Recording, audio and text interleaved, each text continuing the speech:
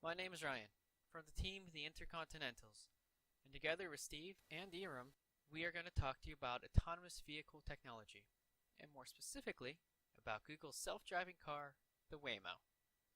This video is made possible with the assistance of Robert and Jacob, as well as Alphabet Inc. and Waymo.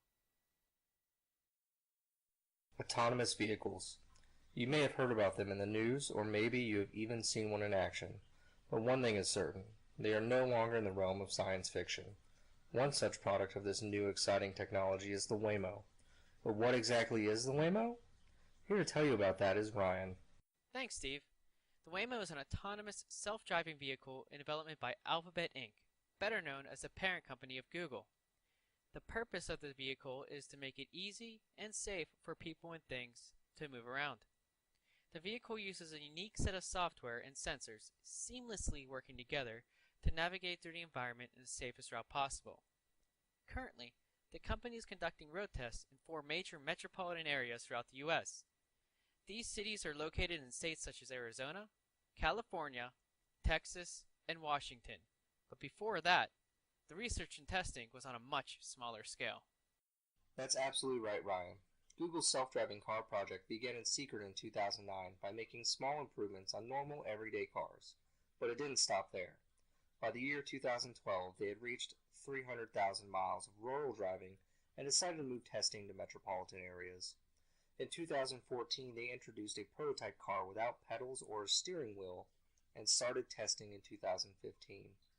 Finally, in 2016, after Google's project car hit 2 million test miles, the Waymo was born, now in its own independent company to spearhead the development of self-driving vehicles. Wow, Steve, that's really something. But now that we know where the Waymo began, how does it work? Funny you should ask that, Ryan. Why don't we let Iram tell us about it? Thank you, Stephen.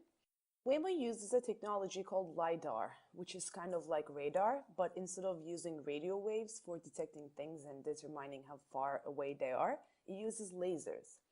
This is how the name was formed, light detection and ranging, aka LiDAR.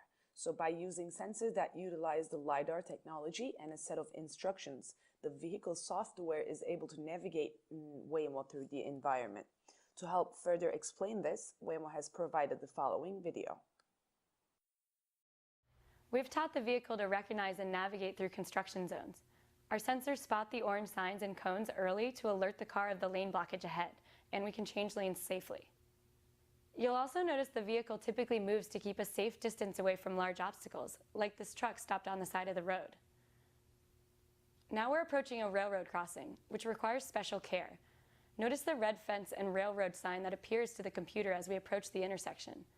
This means that we'll wait until the tracks are clear of other vehicles before proceeding. Our cars treat cyclists as a special category of moving object. Watch in this example, when the cyclist holds up his arm, our software detects the hand signal and predicts his movement into our lane. The car knows to continue yielding to the cyclist passing by, even when he changes his mind, multiple times.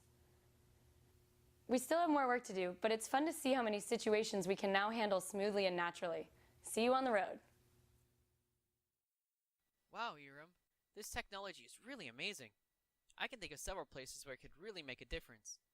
Just a few potential markets that come to mind is public transportation, commercial transportation, and private transportation. One day, this could even provide the handicapped with the freedom to drive. Such a great idea, I can't really even think of a downside. It really is a great technology. Unfortunately, everything has its downside, and Waymo is getting some legislative and regulative pushback because of it. So Stephen, why don't you take this one? Sure thing.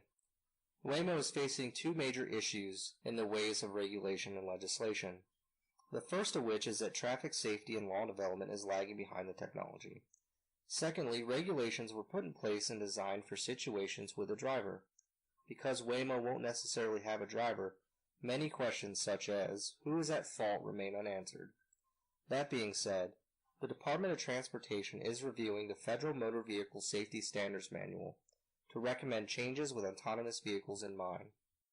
Thanks again, Steve. Now that we know what the Waymo is, we would like to provide you with where we, as a group, and an expert believe it is going in the future.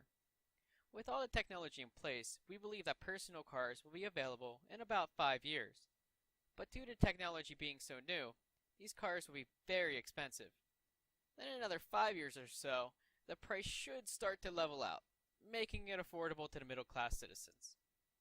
Finally, we believe that driverless public transportation is still a while out at about 15 years.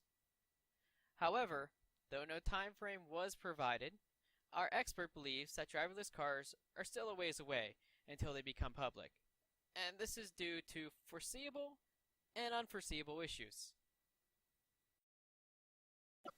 Those of us from the team, the Intercontinentals, would like to thank you for enjoying this video.